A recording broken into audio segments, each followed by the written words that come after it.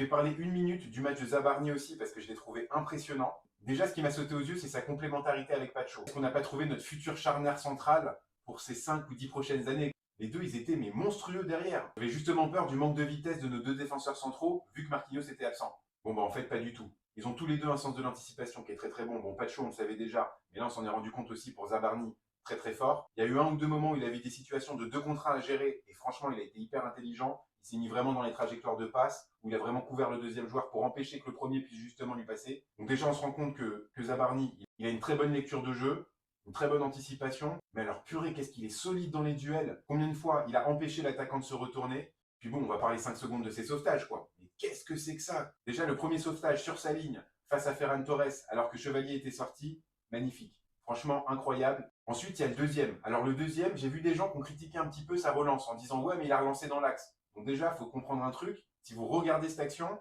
si jamais déjà il ne sauve pas la balle à ce moment-là, derrière il y a Rashford, c'est but. Hein. Il n'y a personne. Il n'y a même plus Chevalier, je crois. Je crois que Chevalier il est en retard. Donc vraiment, s'il n'intervient pas à ce moment-là, 1 mètre plus loin, il y a Rashford qui attendait que ça. Il n'avait plus qu'à la pousser pied gauche. Donc déjà, il nous sauve à ce moment-là.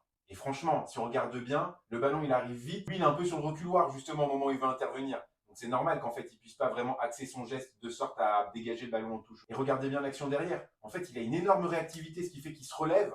Et en fait, je pense que si jamais Hakimi, il la sauve pas, je pense que Zabarni, il la sauve une deuxième fois sur l'action. Parce qu'il s'était relevé et s'était remis sur la trajectoire. Alors que Chevalier, lui, il était complètement parti aux fraises. Donc franchement, Zabarni, mais ça a l'air d'être une assurance tout risque, mais incroyable. Donc vraiment, sur ce match, on peut le remercier. Parce que si on est objectif, s'il n'est pas là, je pense qu'on prend 2 buts de plus. Non, non, franchement, Zabarni, excellent. Mais vraiment, excellent match. Au niveau de ses statistiques aussi, il a été très propre. J'ai vu qu'il a gagné 5 de ses 7 duels. Franchement, match hyper propre, hyper rassurant. C'est un plaisir de se dire qu'on a 3 défenseurs centraux de ce niveau-là.